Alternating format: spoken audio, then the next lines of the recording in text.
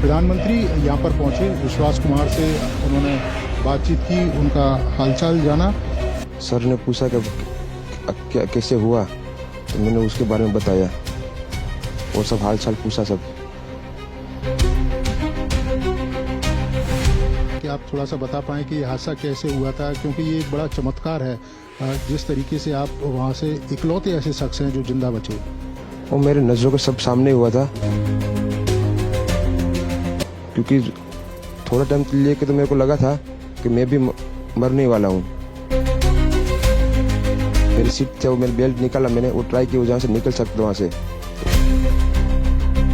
मेरे सामने नज़रों के सामने एयर हॉस्टल और दूसरे आंटी अंकल सभी उसमें मिस हो गए थे सभी।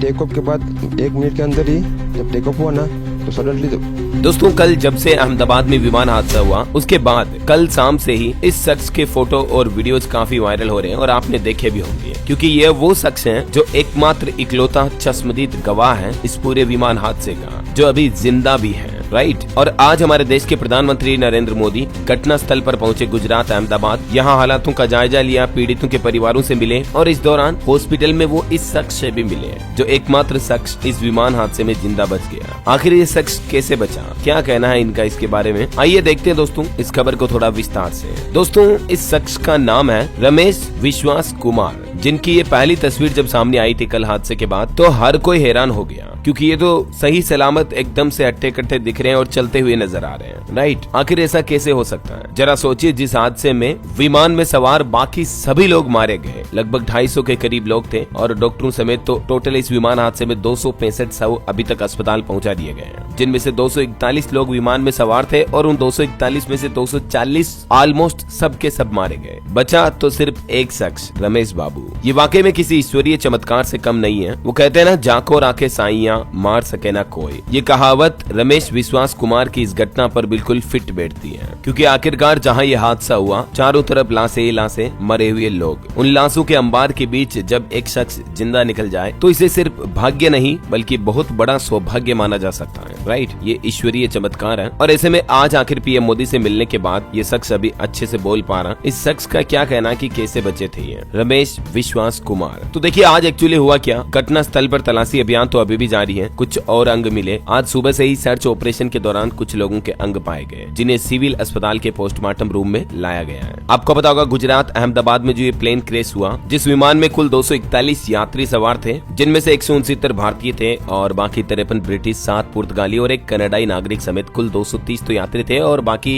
12 जो है क्रू मेंबर्स थे, जो फ्लाइट संचालक हो गए, पायलट को पायलट वगैरह हो गए, है ना। आज दोस्तों अहमदाबाद एयरपोर्ट का एक नया सीसीटीवी फुटेज सामने आया है। उसमें ये घटना साफ साफ दिख रही कि टेक ऑफ करने के मात्र 49वें सेकंड में ही प्लेन क्रैश होता दिख रहा है। ये वीडियो फुटेज भी आप देख सकते हैं और इस घटना में जान गंवाने वाले यात्रियों की पूरी लिस्ट भी जारी की गई है। इसकी पीडीएफ फाइल आप देख सकते हैं, इसका लिंक मैं नीचे डाल दूंगा। सभी 230 यात्रियों की ये लिस्ट है। इसके अलावा जो 12 क्रू मेंबर थे वो अलग थे। टोटल 242 पैसेंजर हो गए, जिनमें से एक पैसेंजर ग्रीन लाइन में जो आपको दिख रहा है रमेश विश्वास कुमार, ये जिंदा बच गए हैं। और ये तस्वीरें आप देख सकते हैं सिविल हॉस्पिटल के बाहर अहमदाबाद में अपने परिजनों के शवों को लेने का इंतजार करते, दुखी होते, रोते बिलखते उनके परिजन। आज प्रधानमंत्री नरेंद्र मोदी जब वहां पहुंचे, जब घटना स्थल का दौरा किया, तब उन्होंने ये ट्वीट किया और ये तस्वीरें भी शेयर की। पीएम ने लिखा कि ये तबाही का मंजर देखकर बेहद दुखी हूँ। राहत और बचाव कार्य में जुटी टीमों और अधिकारियों से मुलाकात की जो लगातार मेहनत कर रहे हैं। पीएम बोले कि इस त्रासदी में जिन लोगों ने अपने प्रियजनों को खोया है, हमारी संवेदनाएं उनके साथ हैं। पीएम मोदी ने एयरपोर्ट अधिकारियों के साथ रिव्यू मीटिंग भी की और पीएम मोदी एयरपोर्ट पर गुजरात के पूर्व मुख्यमंत्री विजय रूपाणी की पत्नी से भी मुलाकात की। पीएम के साथ गृह राज्य मंत्री हर्ष सांघवी और सीआर पाटिल भी मौजूद रही। और फिर जब पीएम मोदी ने दुर्घटना में जिंदा बचे यात्री से मुलाकात की तो फिर देखिए आखिर क्या हुआ। अभी दोस्तों सिविल अस्पताल में मृतकों के शव सौंपे जाने की प्रक्रिया शुरू हो चुकी है। ब्रिटिश हाई कमीशन के अधिकारी भी गुजरात अहमदाबाद पहुंचे हैं, क्योंकि इस घटना में 53 ब्रिटिश नागरिक भी थे। एग्जैक्ट इस लोकेशन पर जाकर प्रधानमंत्री नरेंद्र मोदी ने भी मंत्री और अधिकारियों से इस घटना और हादसे के बारे में जानकारी ली। विमान क्रैश के मलबे के पास पहुंचकर भावुक हो गए पीएम मोदी। और दोस्तों इस हृदय विदारक हादसे की कुछ भावुक कर देने वाली घटनाएं तो ये भी रही। एक मासूम अनाथ हो गया। पहले तो लंदन में उसकी माँ चल बसी और जब उसकी माँ की अस्थियां लेकर भारत में उनके पिता आए नदी में प्रवाहित करने के लिए, जो वापस लंदन जा रहे थे, तो इस हादसे में वो भी गुजर गए। वह लंदन से अपनी पत्नी की आखिरी इच्छा पूरी करने के लिए गुजरात आए थे। अर्जुन भाई जिनका नाम था, वो भी इस अहमदाबाद विमान हादसे का शिकार हो गए, जबकि अभी 7 दिन पहले ही तो उनकी पत्नी का लंदन में निधन हुआ था। उनकी पत्नी की आखिरी इच्छा थी कि उनकी अस्थियां उनके पैतृक गांव में विसर्जित की जाए और अभी लंदन में पिता का इंतजार कर रही 2 मासूम बेटियां। अर्जुन भाई के रिश्तेदारों के मुताबिक उनकी 8 और 4 साल की 2 बेटियां जो लंदन में है। बेटियों ने 7 दिन के अंदर अंदर अपने माँ और पिता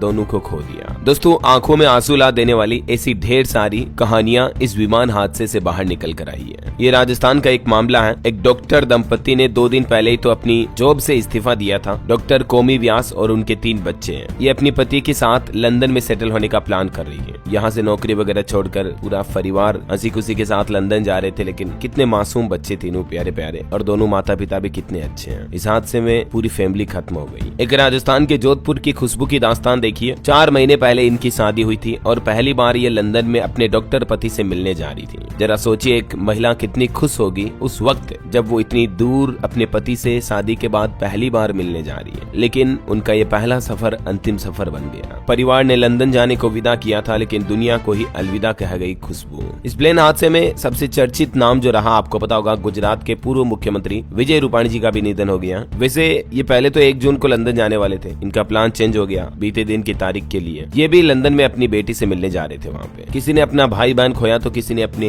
बेटा बेटी को। एक सैंड आर्टिस्ट ने विमान हादसे में जान गंवाने वालों को श्रद्धांजलि दी, कहा कि एक दूसरे को सहारा दें। ये तस्वीर भी आप देख सकते हैं, रेत पर उकेरी गई तस्वीर है, ये कला करती है। मतलब आखिरकार ये हादसा हुआ कैसे दोस्तों? अब ब्लैक बॉक्स के जरिए पता चल पाएगा। ब्लैक बॉक्स की जब रिपोर्ट सामने आएगी तो सब कुछ साफ साफ हो जाएगा कि गलती किसकी थी या कहाँ टेक्निकल फॉल्ट था। इस हादसे को देखने वाले जो प्रत्यक्षदर्शी हैं, जो इस बिल्डिंग के आसपास के इलाकों में रहते हैं, उन लोगों का कहना कि ऐसा लगा मानो भूकंप आ गया हो, फिर चारों तरफ बस धुआं धुआं। प्रत्यक्षदर्शियों ने बयां किया भयावह मंजर। एक वजह इसमें ये बताई जा रही थी कि विमान के उड़ान भरते ही इसका जो लैंडिंग गियर होता है, पहिए, वो ऊपर होना चाहिए, लेकिन जब विमान आसमान में पहुंच गया उसके बावजूद भी लैंडिंग गियर नीचे ही था। आखिर ऐसा क्यों? एक बड़ी लापरवाही की ओर भी इशारा कर रहे हैं विशेषज्ञ। इस विमान हादसे के पीछे क्या क्या बड़ी वजह बताई जा रही मैं आपको बताऊंगा। DLS न्यूज के समाचार बुलेटिन के अगले एपिसोड में। इस पूरे हादसे में सबसे लकी साबित होने वाले रमेश विश्वास कुमार को हम जल्द स्वस्थ होने की शुभकामना, मंगल कामना देते हैं, क्योंकि ये एकमात्र वो शख्स है दोस्तों जो इस विमान हादसे में जिंदा बचा है। और ये फ्लाइट नंबर AI-171 बोइंग विमान की कौन सी सीट पर बैठे थे पता है? प्लेन की 11A सीट पर बैठे थे। ये रमेश बाबू का पूरा टिकट भी आप देख सकते हैं, रमेश विश्वास कुमार। कल बीते दिन देर रात तो गृह मंत्री अमित शाह ने भी रमेश से मुलाकात की थी। ये तस्वीरें आप देख सकते हैं ना। हर कोई इस बात को लेकर हैरान है कि आखिर रमेश कैसे बच गया। आपका क्या कहना है इस पर कमेंट करके बताइएगा आपकी राय विचार। और बाकी पल पल की live breaking news update, headlines, news, सुर्खियां देखते रहने के लिए जुड़े रहेगा आप मेरे साथ। DLS न्यूज चैनल को सब्सक्राइब करके बेल आइकन दबा देना। दोस्तों,